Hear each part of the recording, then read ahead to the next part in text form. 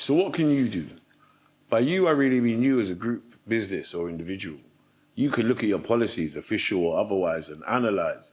Are there certain rules you impose that will make one group more comfortable than another? If you're not customer facing, do you really need to regulate clothes? Beyond maintaining a certain level of decency, I suppose. Do you strive for a diverse senior management team? Is there a clearly defined, used and proved method for staff to achieve a rise to the top with requisite hard work and training? Is that a position current employees would have seen people who look like them attaining? When you recruit, is your process blind? Do you really need names to populate your shortlist? Are these signs of a progressive and intentioned process designed to seek, sort, sift, and find out one candidate that can shift the whole paradigm? Just for a couple seconds. Maybe one, if you'll pardon the pun. But let's take a leaf from Big Tobacco and, get them while they're young. How many work experience places can we offer to the local schools? Is that the maximum allowable, and could we do more? Who gets those places? Who wrote those rules? Could that be another process susceptible to bias? We're not infallible, the rules are biased, so it's not completely out of the question. It wouldn't be the first time. Plus, the only way to be sure is to interrogate, excavate, investigate the stats, the facts. Rhetoric is one thing, but numbers are king. What about us as a group?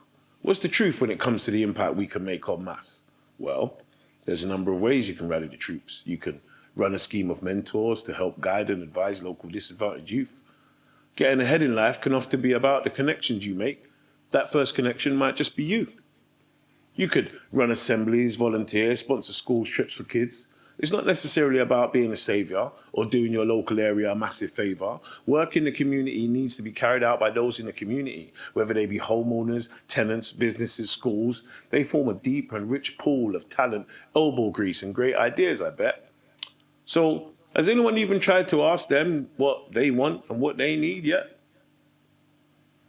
Who's going to stand up and be counted and become the glue to bring all these separate crews together for a single aim, a great purpose, if you will? Or next October, we will have the same conversations in the same venues with the same people as if we've all stood still. Introducing young minds to the life of a professional is the kind of experience that reverberates along life's path. For decades, it can be the difference between a life continually impacted by law and justice or a life continually impacting law and justice. Individually, you can be that non-silent friend who speaks up when injustice is carried out in the vicinity, though not happening to them. What would you do if you saw an adult abuse a child in public, using their power, their size, their greater intellect, their overwhelming experience to outwit, belittle, and defeat that kid? Would you walk on by with your head held low, but catching a sly look with your side eye? Or would you use your wisdom, status, your experience, and your power to even the odds and intervene?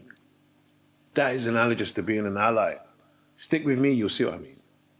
As a black man, the times I've been racially abused or faced direct face-to-face discrimination, it has always been by someone using not only their position, their power, their privilege, but also stereotypical stories, prejudice, and even fear against me. See, it can be quite difficult to argue that you're not being difficult, awkward, and aggressive, whilst you're falsely being accused of being difficult, awkward, and aggressive. Anything but total submission or a hasty retreat plays right into their hands, helps execute the plan whilst reinforcing those same old stereotypes. There's no two ways about it. I've seen it played out far too many times to have any doubts about it. This is where allies are useful. Someone who's not only you, who can't be accused of the same old behaviours, but can point out the wrong in the situation. Yes, it takes bravery to stick your neck out like that for a stranger. I mean, for all you know, you might not be thanked for your interjection. But even if not there and then, perhaps a little later, a quiet word that says, I saw what happened and you were wrong. It's not a nice feeling knowing that someone witnessed you being mistreated and willfully did nothing, but a post-event acknowledgement is at least something. It lets me know I'm not going crazy. And for you, it's one step closer to intervening on the spot. Now, I'm not saying you should all don capes and become some anti-racist superhero coalition, but if you listen, you'll see racism happening in front of you. Your actions can lessen the impact of that abuse. Your actions could restore a little faith in humanity. And that last word is the truth of the whole matter.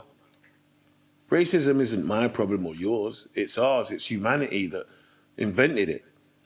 It's humanity that can restore sanity. Black Lives Matter.